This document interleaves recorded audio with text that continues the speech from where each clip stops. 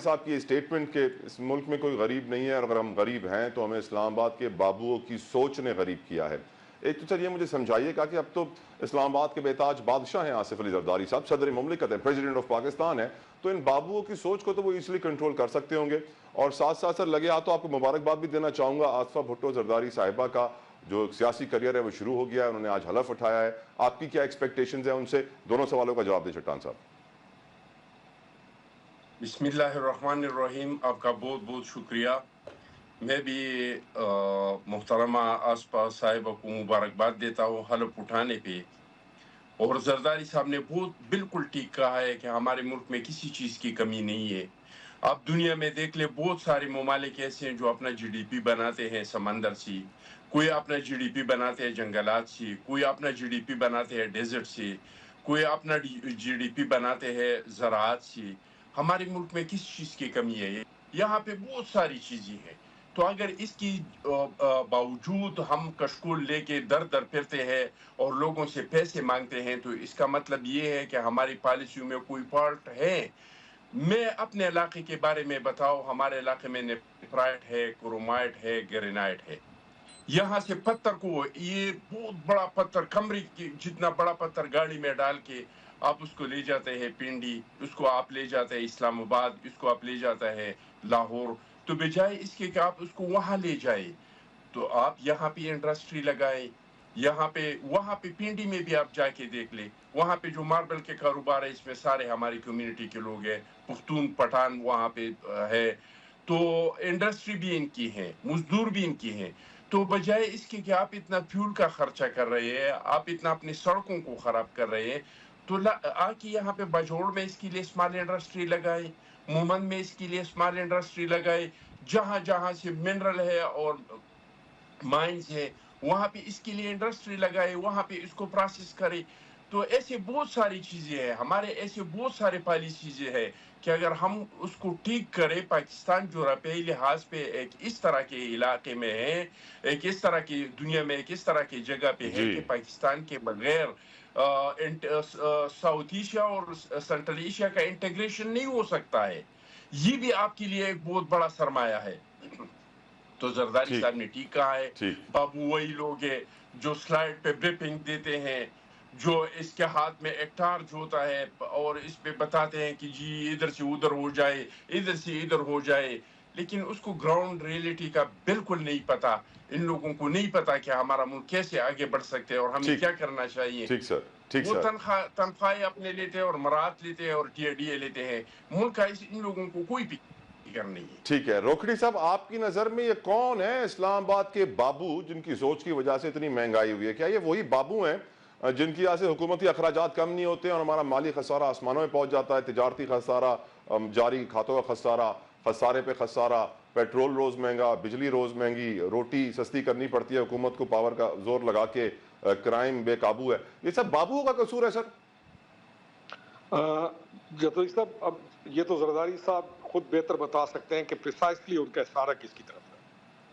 لیکن ان کا یہاں تک جو مجھے سمجھ آئی ہے ان کی بات سے، وہ یہ ہے کہ ہمارا ایک سسٹم ایسا ہے کہ یہاں پر کاغذات ایک جگہ سے دوسری جگہ پر موو کرنے کے لیے اتنی ڈیفیکلٹیز ہیں کہ جو منسٹریز ہیں یا ایون جو بیوروکریسی ہے یا ایون ہمارا جو انگلش لا ہے اس کی انٹرپریٹیشن بھی اتنی مشکل ہے کہ معاملات الجھ جاتے ہیں. لیکن ان الجھے ہوئے معاملات کو by end of the day statesman نے ٹھیک کرنا ہے. پالیٹیشین ہی ہے جو گورنمنٹ میں آئے گا اور پھر پارلیمان کے اندر بیٹھ کے جہاں پر قوانین کی ضرورت ہے، جہاں پر ہمیں ریفارمز کی ضرورت ہے، جہاں پر ہمیں ان معاملات کو ٹھیک کرنے کی ضرورت ہے، وہ ٹھیک کرے گا. Point number 1.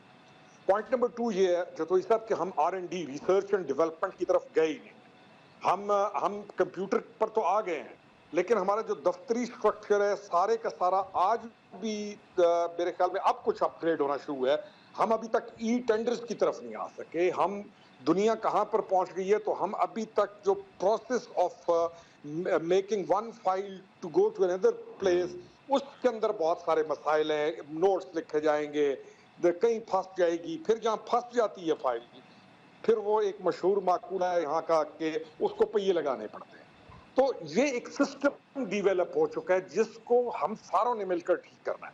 اور یہ اسلام آباد کا ایشو نہیں ہے، یہ ہر 18th امینڈمنٹ کے بعد یہ ہر پروونس کے اندر یہ ایشو ہے، ہر جگہ پر جس کے پاس پاور ہے، جہاں پر لوگ ہیں وہاں پر مسائل ہیں۔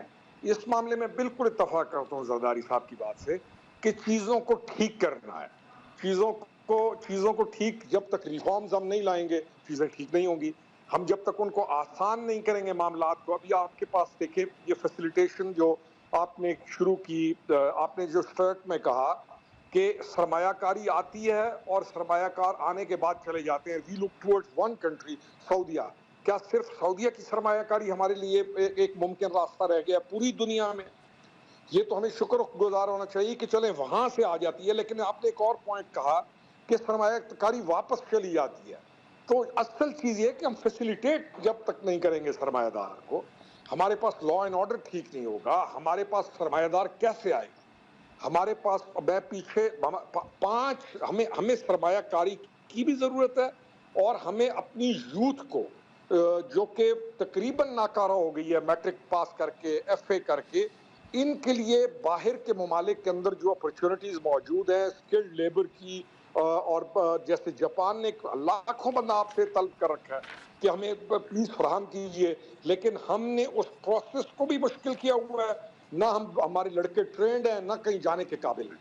تو ایشوز ہیں جن کو ٹھیک سیاستدانوں نے ہی کرنا ہے، اور this is what I have. Right Khurram Sahab, right Khurram Sahab. Niazi Sahab, if you can hear me sir, important سوال ہے۔ یقیناً مریم صاحبہ نے آغاز کیا تھا، پھر تمام تر ملک کے 3 صوبوں میں اور وفاق کے اندر روٹی جو ہے وہ 15-16 کی ہو گئی ہے اور نان 20 روپے کا ہو گیا ہے، کچھ کمی آئی ہے۔ اور مریم صاحبہ کی یہ سٹیٹمنٹ بھی ہے نیازی صاحب کہ ملک کی معیشت بہتر کارکردگی کا مظاہرہ کر رہی ہے۔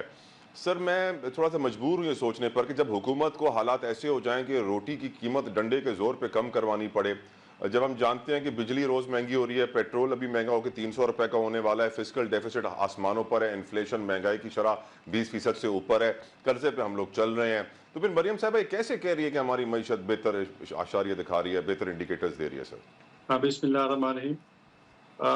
دیکھو جی، ایک گندم ہے، گندم کی بھی فصل آئی ہے اور گندم کے ریٹس کم ہوئے ہیں۔ گندم کی جو بوری 12,000 کی تھی اب مارکیٹ میں 9 تک آ گئی ہے، 8.5-9 تک آ گئی ہے، اور الحمدللہ ہمارے پاس گندم کے واپس سٹاکس بھی ہیں۔ تو اس میں ہم چاہتے ہیں کہ عوام جو عام فائدہ جو ہے عام ایک بندے تک پہنچے، اور اس وزیر صاحبہ نے ایسے ہوا میں کوئی فیصلہ نہیں کیا، انہوں نے سب کیلکولیشنز، اپنی ڈیمانڈز، اپنی سپلائی اس کو دیکھ کے فیصلہ کیا ہے، اور 16 روپے بالکل مناسب ریٹ ہے، اس پر عمل درآمد ہونا چاہیے۔ ابھی یہ پرسوں کی بات ہے تو ابھی تھوڑا لوگ کہہ رہے ہیں کہ یہ نہیں، ہم اس طرح پاسبل نہیں ہے۔ اگلے چندوں میں آپ دیکھیں گے کہ انشاءاللہ یہ ریٹ سارے جو ہے وہ 16 تک آ جائیں گے، اور یہ کوئی مسئلہ نہیں ہے اس کو کرانا۔ اور ظاہر ہے گورننس ہم اچھی کریں گے، ایک گورنمنٹ عمل کرتی ہے تو وہ دیکھو، حکومت کو ظالم حکومت تو نہیں ہے، عوامی حکومت ہے، عوام کے وہ سے ووٹ لے کے آئی ہے، وہ یہ نہیں کہے گی کہ نان بھائی کا کوئی نقصان ہو یا کسی کا نقصان ہو، وہ تو چاہے گی کہ سب کا فائدہ ہو، سارا منافع بھی کمائے اور کام بھی چلتا رہے۔ رائٹ سر، لیکن نیازی صاحب ایک چیز ہوتی ہے فسکل ڈیفیسٹ، جسے مالی خسارہ کہتے ہیں، اور اس کی بنیادی وجہ یہ ہوتی ہے جب ہماری آمدن کم ہو اور اخراجات زیادہ ہوں، ہمارے ایکسپنسز زیادہ ہوں اور ہماری انکم کم ہو، تو فسکل ڈیفیسٹ مالی خسارہ بن جاتا ہے، اور وہ آسمانوں پہ ہمیشہ سے رائے۔ ہم یہی دیکھ رہے ہیں کہ سر ہمارے اشرافیہ اور ہمارے حکمراں اپنے خرچے کم نہیں کر رہے۔ سر مریم صاحبہ نے 3 کروڑ کے قریب اپنی گاڑی کے سیٹ کورز تبدیل کرنے کے لیے اور ٹائر تبدیل کرنے کے لیے اپروو کرا لیے، ایک ہیلی کاپٹر خریدا جا رہا ہے، تو اشرافیہ تو سر رئیس سے رئیس تر ہوتے جا رہے ہیں، غریب سے غریب تر۔ سر اب جو ہیلی کاپٹر اگر مریم صاحبہ واقعی لے رہی، مجھے تو انفارمیشن نہیں ہے کہ انہوں نے آرڈر دے دیا، یہ کوئی نہیں ہے اس پہ، ایک انہوں نے ایمبولینس کا وعدہ ضرور کیا ہے، اور میں نے سوشل میڈیا پہ دیکھا بھی ہے، ان کے حوالے بھی کر دیا ہے۔ مریم صاحبہ صاحب یہ تو اپنے کہیں کہ وہ خدا نخواستہ انڈیو خرچ کریں گی، اپنی لگژری لائف سٹائل کے لیے خرچ کریں گی، وہ جو بھی کریں گی عوام کے فائدے کے لیے کریں گی۔ باقی رہا آپ کے ٹائروں کی بات کی ہے تو ظاہر ہے وہ اسپیشل گاڑی ہے، بلٹ پروف گاڑی ہے، تو اس کے ٹائر یہ عام مارکیٹ کے ٹائر سے تو نہیں ہے۔ بالکل ہاں، صحیح کہہ رہے ہیں سر، اس کے لیے ہم جو ہے وہ پورا آپ مطلب آڈٹ کرایا جائے، اگر بالکل۔ زیادہ ہے تو بالکل مریم صاحبہ جواب لیکن دے۔ سر دل بس اس بات پہ روتا ہے نا سر، غریب ملک ہے، قرضوں میں ڈوبا ہوا ہے، اور حکمراں جن گاڑیوں میں چل رہے ہیں اس کا ایک ایک ٹائر 25-30 لاکھ روپے کا ہے۔ سر بڑا ہے، دل روتا ہے بس سر، اور کچھ نہیں ہے۔ نہیں، مسئلہ یہ ہے کہ جہاں غریب ملک ہے، خدا خاصا مریم سے کچھ ہو جاتا ہے تو ملک میں کتنی انسٹیبلٹی ہوگی سیاسی طور پر۔ پہلے بھی بہت سیاسی انتشار کے شکار ہے. ہم کوشش کریں کہ سیاسی انتشار ختم ہو. ٹھیک یہ سر. جو دشمن ہمارے ہوتے ہیں دہشت گرد ہوتے ہیں ان کا مقصد یہ ہوتا ہے کہ ملک میں جو ہے انسرٹنٹی پیدا کی جائے. تو ان کی سازشوں کا کام بنانے کے لیے میرے خیال میں یہ ان کا رائٹ ہے اور یہ ان کو ملنا چاہیے. باقی اللہ تعالیٰ کرے گا یہ روٹی بھی ٹھیک ہوگی, سارے معاملات ٹھیک ہوگی. کچھ ٹھیک ابھی سر. ہمیں ٹائم دیں, 5-6 مہینے دیں, بجٹ تک دیں. بجٹ تک آپ کو کافی تبدیلی نظر آئیں گی. اور آمین بجٹ بھی آمین آمین. آپ تعالیٰ کے منہ میں سر گھی, شکر, گڑ, مٹھائی سب کچھ ڈالنے کو ہم تیار ہیں. میں چٹان صاحب سے سوال پوچھنا چاہوں گا. اخوندزادہ صاحب, بلاول صاحب کا کہنا تھا کہ شہید ذوالفقار علی بھٹو اپنی قبر میں آرام کرتے ہوئے حکومت بناتے ہیں, حکومت گراتے ہیں. پھر چٹان صاحب کیا وجہ ہے کہ وفاق میں پیپلز پارٹی حکومت نہیں بنا سکی؟ یہ کیا ذوالفقار علی بھٹو کی ناکامی قبر سے ہے سر؟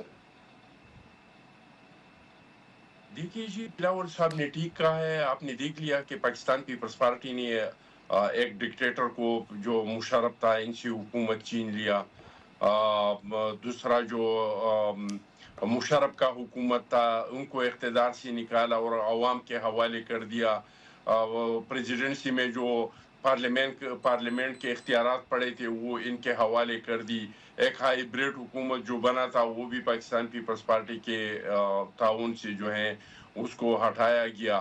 اور آج کل جو الیکشنیں ہو رہی ہیں تو اس کے بارے میں کیا کہہ سکتا ہوں. اس میں کوئی یہ نہیں کہہ سکتا ہے کہ عوام نے کس کو مسترد کر دیا ہے اور کس کو عوام نے مینڈیٹ دیا ہے. لیکن کیا ہم یہ کہہ سکتے ہیں کہ ذوالفقار علی بھٹو نے میاں شہباز شریف کی حکومت بنائی ہے سر, وہی حکومت گراتے ہیں بناتے ہیں, بلاول صاحب نے کہا ہے سر.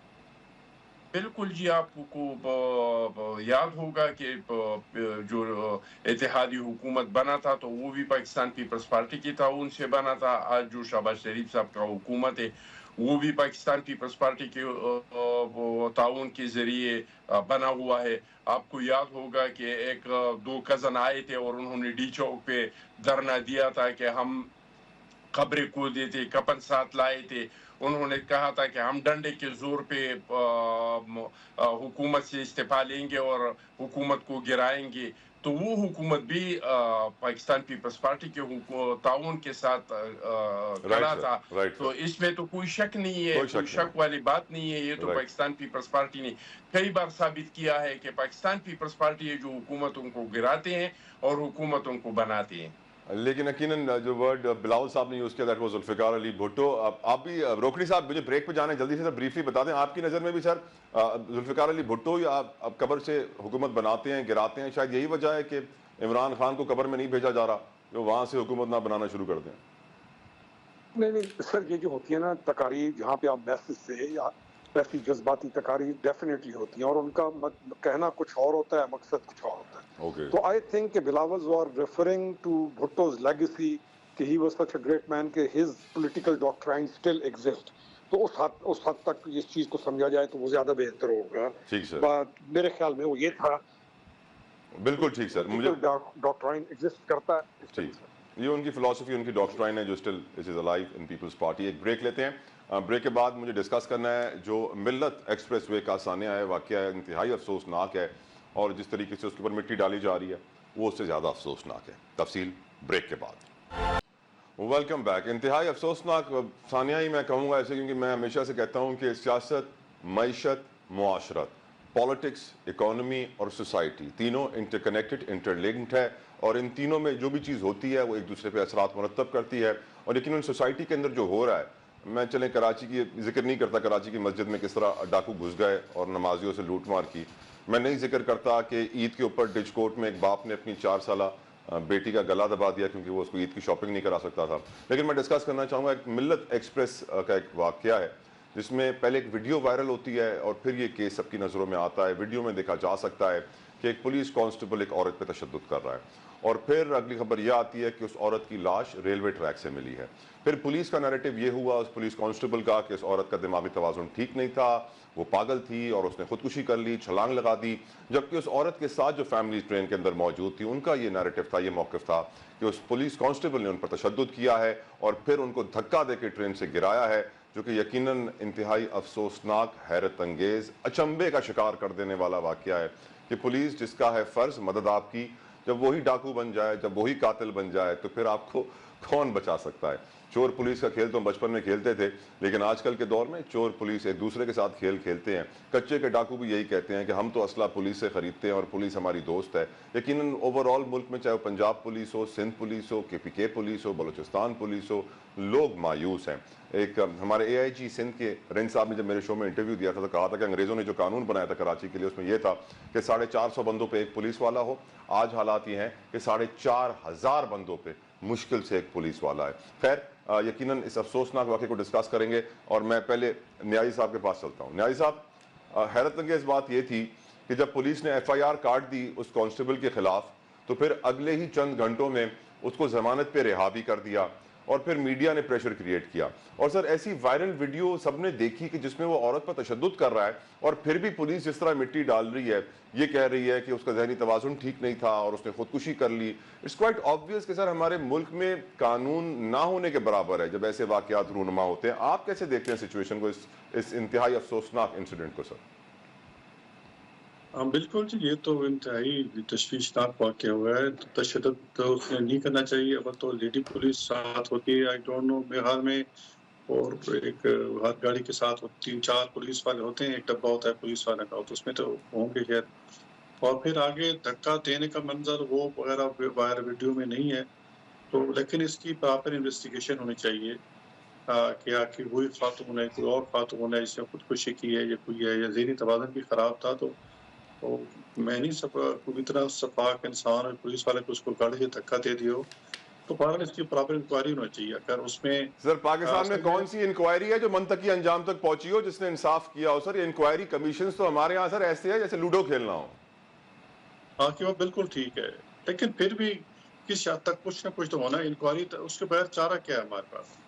اس کے بغیر انکوائری کے کیا اچھے کہ ایک اچھی ریپوٹیشن والے جو ہے وہ افسر کو اس کو ڈیبیوٹ کیا جائے، اور وہ جا کے انکوائری کرے اور دیکھے کہ اس پہ پولیس والے کا کتنا قصور ہے۔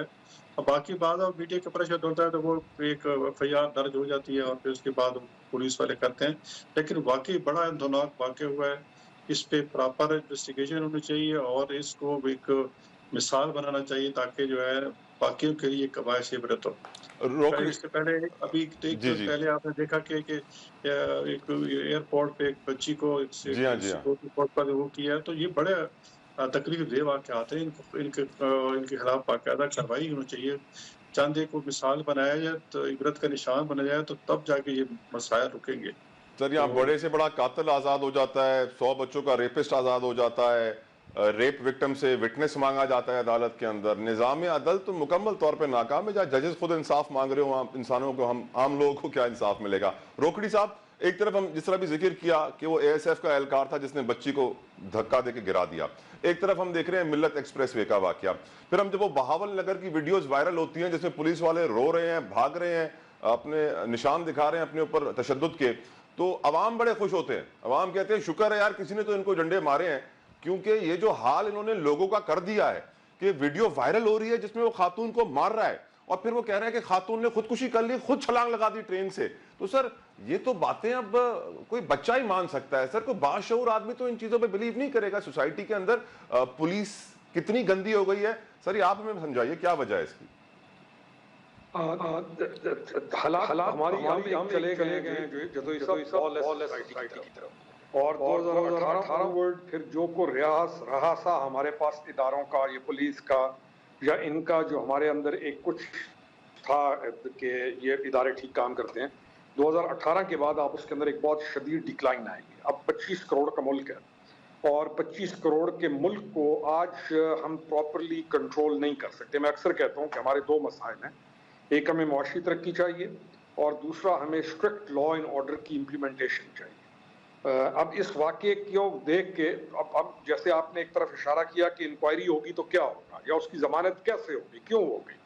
اگر یہ ویڈیو نہ آتی اور اگر یہ چیز سوشل میڈیا پہ نہ وائرل ہوتی تو شاید اس کی لاش اسی طرح اٹھا کے وہ لے جاتے اور کہتے اس نے خودکشی کی ہے۔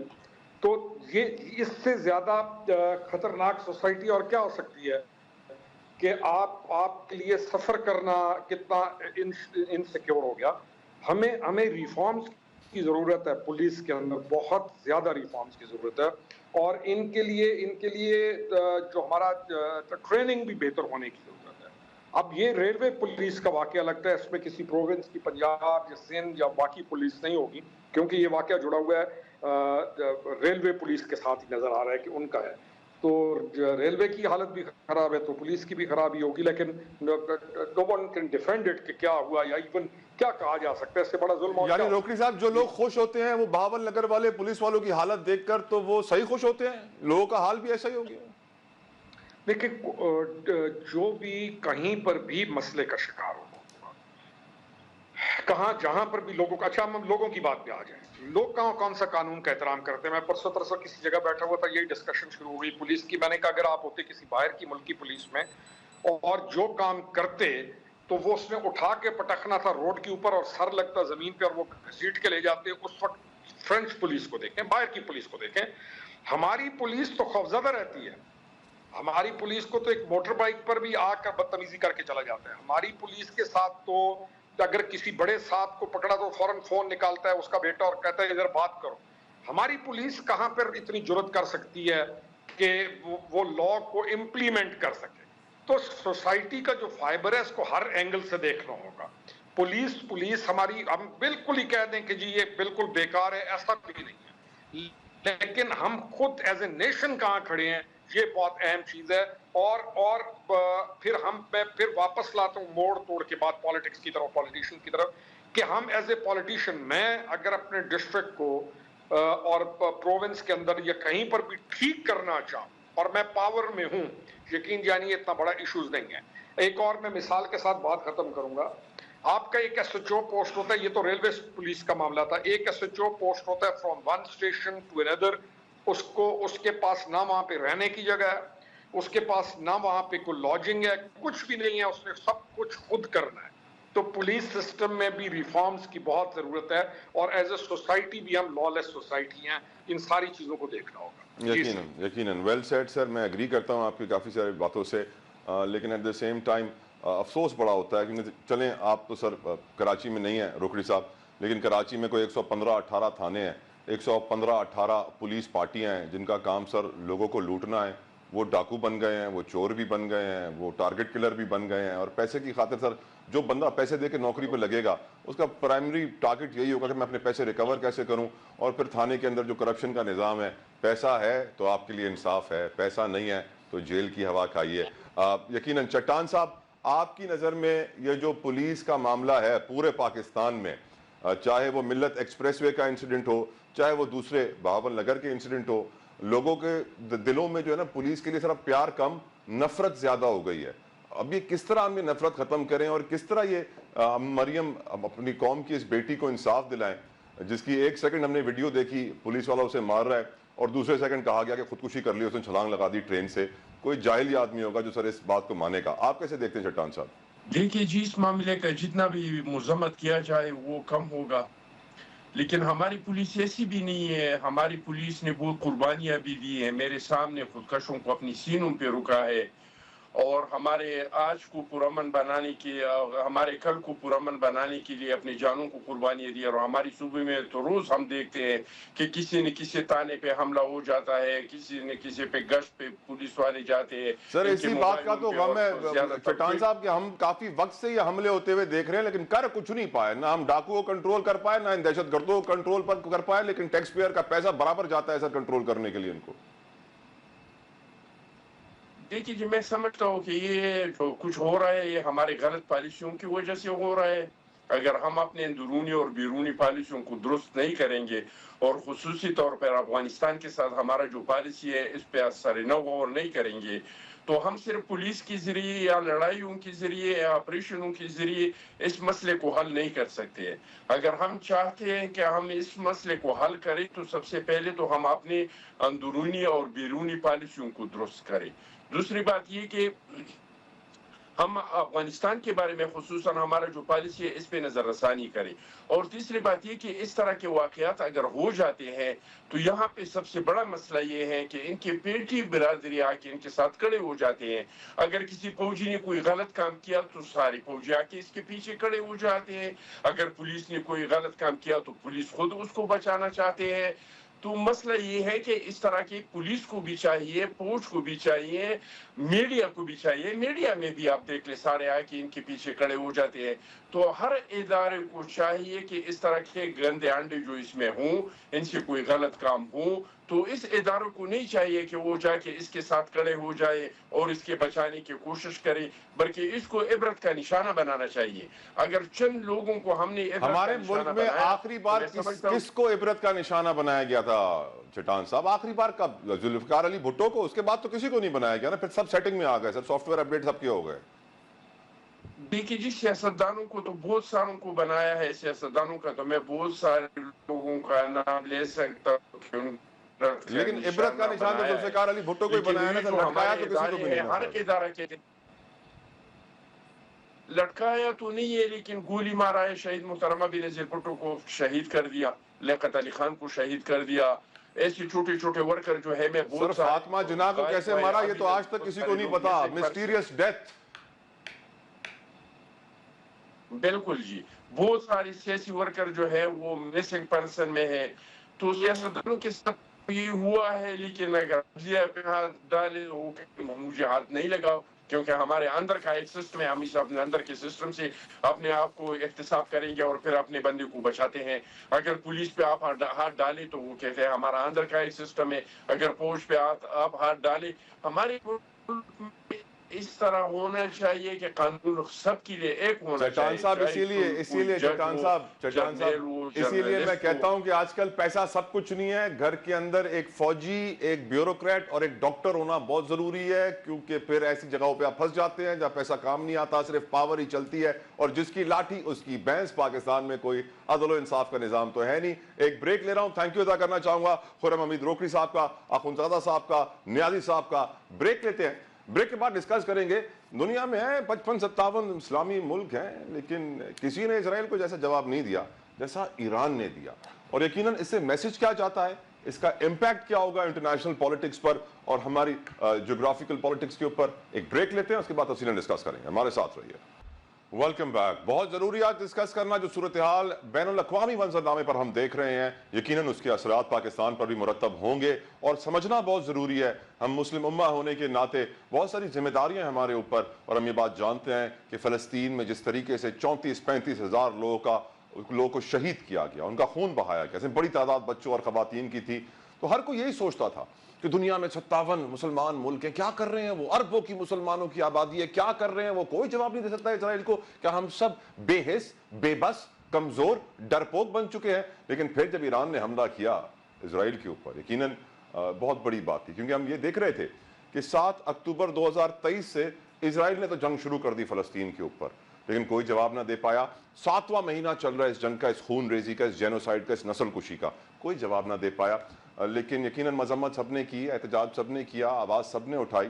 لیکن پھر ہم نے دیکھا کہ ایک مسلمان ملک ایران جس نے جواب دیا. جواب اس نے اس لیے دیا کہ 1 اپریل کو، اسی ماہ کی 1 تاریخ کو، جب دمشق میں، شام میں ایران کی ایمبیسی کے اوپر اسرائیل نے راکٹ داغے، تو اس کے بعد کہہ دیا گیا تھا کہ جوابی کارروائی ہوگی. اور عجیب بات یہ بھی تھی کہ اس حملے پہ جو ہم دیکھ رہے ہیں، جو حملہ کیا گیا 13 اپریل کو ایران کی جانب سے، جس میں 300 ڈرون داغے گئے، اس سے پہلے ہی خبر لگ گئی تھی کہ 24-48 گھنٹوں میں ایران جوابی کارروائی کرنا چاہ رہا ہے. تو یقیناً سب کو پہلے سے معلوم تھا.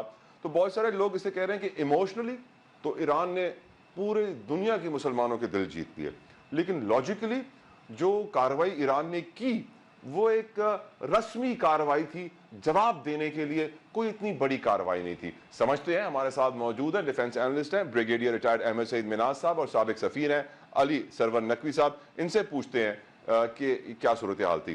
لیٹ سٹارٹ بریگیڈیئر احمد سعید مناز صاحب، آپ کی نظر میں ایموشنلی، لاجیکلی آپ کیسے دیکھتے ہیں اس پوری سچویشن کو؟ سر دیکھیں، نقوی صاحب کو اور آپ کو سب سے پہلے تو میرا سلام.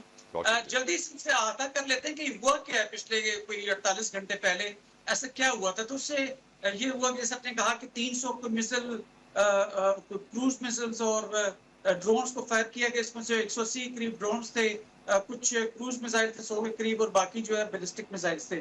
لیکن جیسے آپ نے کہا ابتدائیہ میں کہ اس کو پہلے سے امریکہ کو اطلاع کر دی گئی تھی اور ایک بتایا گیا تھا کہ ہم اس کو ریسپانس کریں گے.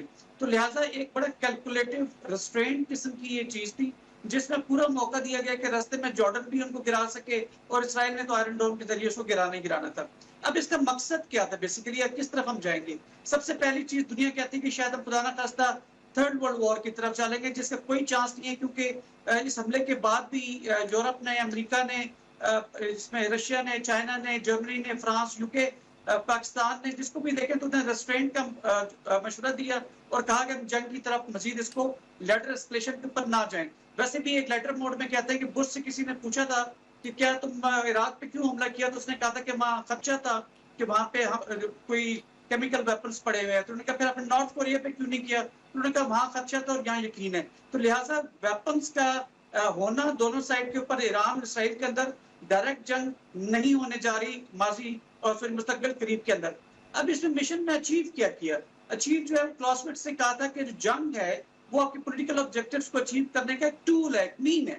تو اس کے لحاظ سے اسرائیل نے کیا اچیو کیا کہ جو ایرانین ایمبیسی ڈمسکس میں اس کو ہٹ کرنے کا، تو 3-4 اس نے آبجیکٹیو اچیو کیے.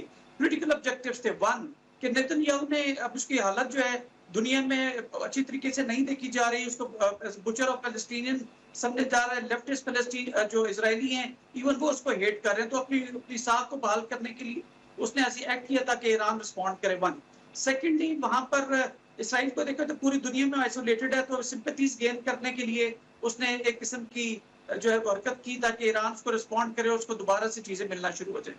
نمبر 3 اس کو ایڈ ملنا شروع ہوگی. نمبر 4 اس کا ایم یہ تھا کہ شاید اس طرح کی ایکٹیویٹی کرنے سے جو یورپ ہے اور اسپیشلی امریکہ جو ہے وہ اگر اپنے بارڈر سے ایکسٹینڈ کرتا تو اس کے ساتھ کھڑے ہوں گے، جس میں وہ ناکام رہا.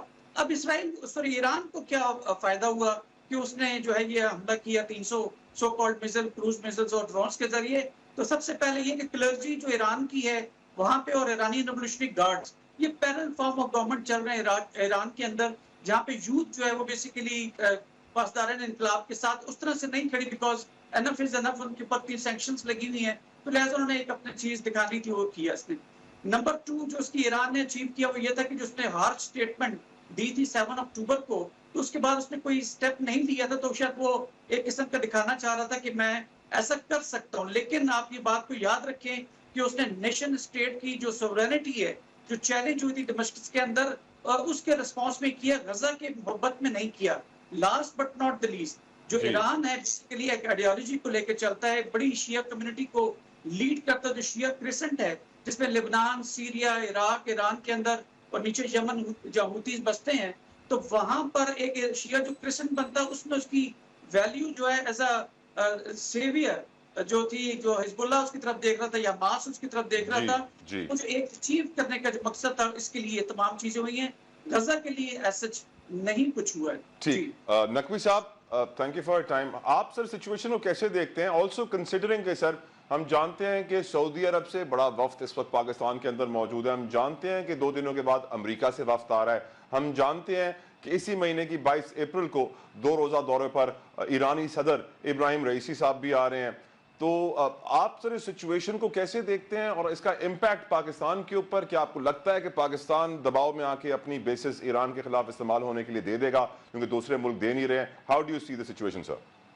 دیکھیے بات یہ ہے کہ یہ بڑی گمبھیر سچویشن ہے. اس میں ظاہر ہے کہ اسرائیل نے ایران کو پرووک کیا ہے، تو یہ پرووکیشن ہے، یہ اس کو چھیڑا ہے، چھیڑخانی کی ہے. اس کی وجہ سے ایران نے جو ایکشن اس کو لینا چاہیے بحیثیت خود مختار ملک وہ اس نے لیا ہے. تو بات یہ کچھ حد تک درست ہے کہ یہ اٹینشن ڈائیورٹ کرنے کی بھی اسٹریٹجی تھی جو کہ اسرائیل نے ریزورٹ کیا. لیکن الٹیمیٹ انالیسس میں یہ اسرائیل کے اوپر بھی ایک دباؤ آ گیا ہے. آپ کو پتہ ہے کہ اسرائیل کی عوام میں ایک خوف کی لہر دوڑ گئی ہے.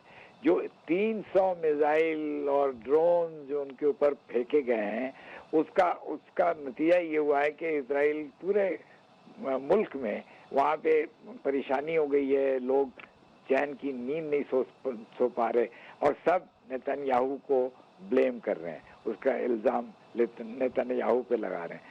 تو اسرائیل کی اندرونی سچویشن بھی ذرا वो अनस्टेबल है, कुछ भी हो सकता है।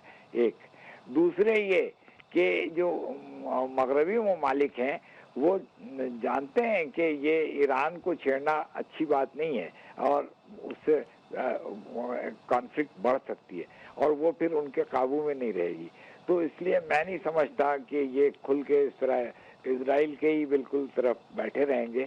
ये इजराइल पे दबाव डाल रहे हैं। जो बाइडेन ने उसको कहा है कि तुमने गलत फैसले किए हैं, तो इजराइल के ऊपर दबाव मगरबी ममालिक का भी होगा। लेकिन जाहिर है अगर ईरान और इजराइल के दरमियान जंग छिड़ती है तो मगरबी ममालिक इजराइल के साथ होंगे। तो और उनके दबाव में हम अपनी बेसिस दे देंगे।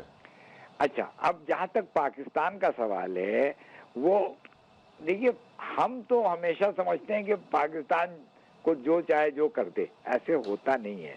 मैंने फॉरेन ऑफिस में 40 साल गुजारे हैं भाई, तो हमने अपनी पोजीशन हमेशा बचा के रखी है और बहुत मर्तबा हमारे ऊपर दबाव जो पड़ा भी है तो उसको हमने रेजिस्ट किया है। आपने अपना न्यूक्लियर प्रोग्राम कैसे डेवलप किया? दबाव कोई कम था? अमेरिका में जब वाशिंगटन में मैं था तो वो रोल बैक का हर वक्त। सर हम ईरान से रोजाना 4000 मेट्रिक टन तेल स्मगल कर सकते हैं, ले नहीं सकते हैं इस दबाव की वजह से। गैस हम बड़ी मुश्किल से पाइपलाइन बना रहे हैं इस दबाव की वजह से। इसलिए कि हमारे बॉर्डर कंट्रोल कमजोर हैं, वो इसलिए नहीं कि हम दबाव से डर रहे हैं। वो बॉर्डर कंट्रोल अगर हमारे सही हो, हम लीगली नहीं लेते ना सर दबाव की वजह से, अमेरिका के दबाव की वजह से। लीगली हमने अमेरिका से कभी वेवर मांगा है? सर मांगा है, मना कर दिया। अभी गैस पाइपलाइन के लिए भी मांगा था, मना कर दिया कि कोई जरूरत नहीं है। किसने कहा मना कर दिया? सर तमाम अखबारों में खबर शायद। अखबार की खबर हमेशा मुस्तनद नहीं होती है। बिल्कुल ठीक सर। मैं शुक्रिया अदा करूंगा आपका brigadier M S Saeed Minaj साहब और एम्बेसडर अली सरवर नकवी साहब। और यकीनन जिस तरह ब्रिगेडियर साहब ने आखिर में कहा कि हमारी सिफारतकारी बड़ी स्ट्रॉन्ग है, शायद इसीलिए हम ईरान से तेल स्मगल करते हैं और लीगली नहीं खरीदते हैं। शायद इसीलिए अफगानिस्तान से हमारे ताल्लुकात ऐसे हैं कि उनकी सरजमीन हमारे खिलाफ इस्तेमाल होती है। शायद इसीलिए भारत हमारा देरीना दुश्मन है। 3 पड़ोसी हमारे हमसे खुश नहीं है, फिर भी हम कहते हैं हमारे सिफारती ताल्लुकात बड़े अच्छे हैं। दफ्तर खारजा बड़ा अच्छा काम कर रहा है। अल्लाह करे ऐसा ही हो। मुझे इजाज़त दीजिए, अंटिल नेक्स्ट टाइम, अल्लाह हाफिज़।